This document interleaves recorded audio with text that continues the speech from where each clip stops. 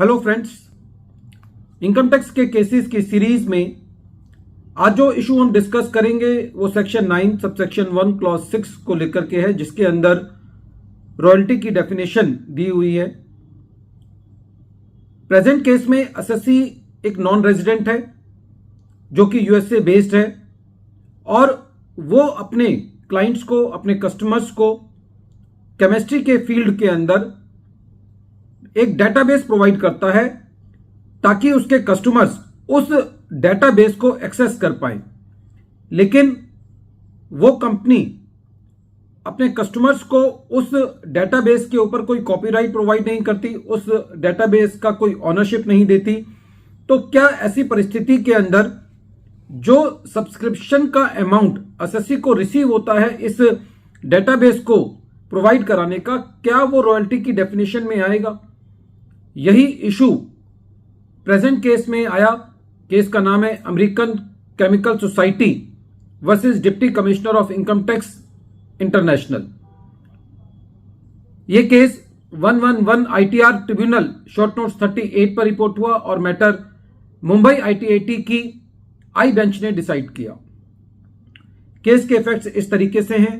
SSC एक non resident है, SSC एक कॉर्पोरेशन है जो कि यूएसए में बेस्ड है और जो केमिस्ट्री के अंदर अपना डाटा प्रोवाइड करता है और केमिस्ट्री के अंदर ही काफी तरीके की डेवलपमेंट्स और केमिस्ट्री से रिलेटेड काफी सारी इंफॉर्मेशन प्रोवाइड करता है, उसको प्रमोट करता है, उसको डेवलप करता है। एसएससी के जो कस्टमर्स हैं वो वेरियस ऑर्गेनाइजेशंस हैं, इंडिविजुअल्स हैं जो कि केमिस्ट्री के फील्ड में काम करती हैं, या वो ऑर्गेनाइजेशन है जो एजुकेशन की फील्ड में काम करती हैं, और वेरियस तरीके की इंस्टीट्यूट्स हैं जो कि रिसर्च ऑर्गेनाइजेशन में काम करती हैं। During the assessment year 21-22 SSC को सब्सक्रिप्शन रिसीव हुआ। यह सब्सक्रिप्शन बेसिकली जो एसएससी ने एक डेटाबेस मेंटेन कर रखा था उस डेटाबेस को एक्सेस करने के लिए एसएससी को रिसीव हुआ।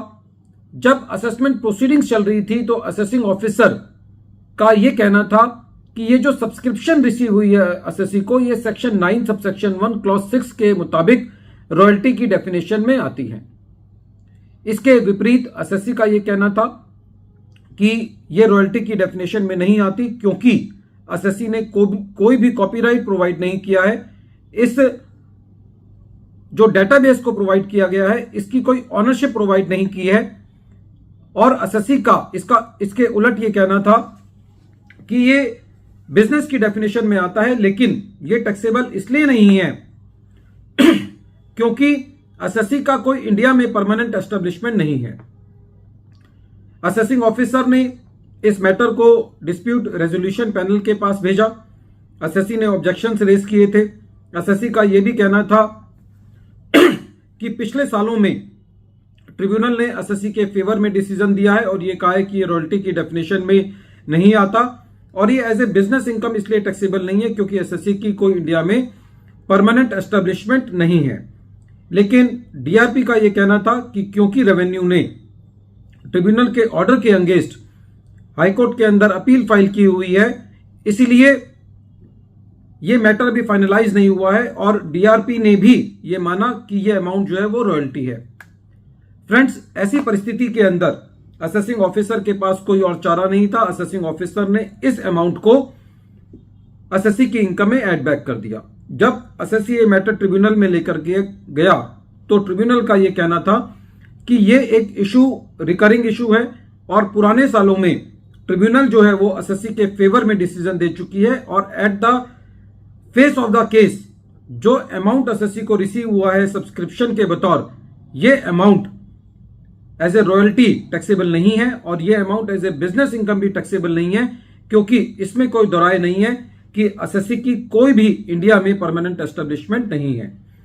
फ्रेंड्स, इस केस से जो एक और बात सामने निकल के आती है कि हम अपने केसेस में देखते हैं कि चाहे सीआईटी अपील हो, चाहे असेसिंग ऑफिसर हो, चाहे डिस्प्यूट रेजोल्यूशन पैनल हो, वो लोग ट्रिब्यूनल के डिसीजंस को भी कंसीडर नहीं करते और खाली इस वजह से कि उन ट्रिब्यूनल्स के डिसीजन को रेवेन्यू ने चैलेंज किया हुआ है हाई कोर्ट पे, वो इन डिसीजंस को नहीं मानते।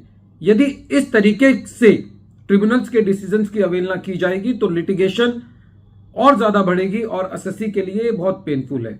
एटलीस्ट जो matters tribunals straight forward decide कर चुकी है उनको रेवेन्यू को जरूर मानना चाहिए।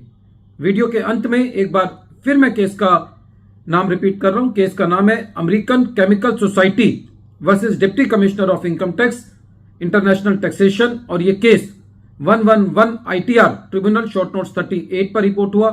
मैटर मुंबई ITAT की आई बेंच ने डिसाइड किया और इस केस का जजमेंट 27 मार्च 2024 को आया। Thank you friends.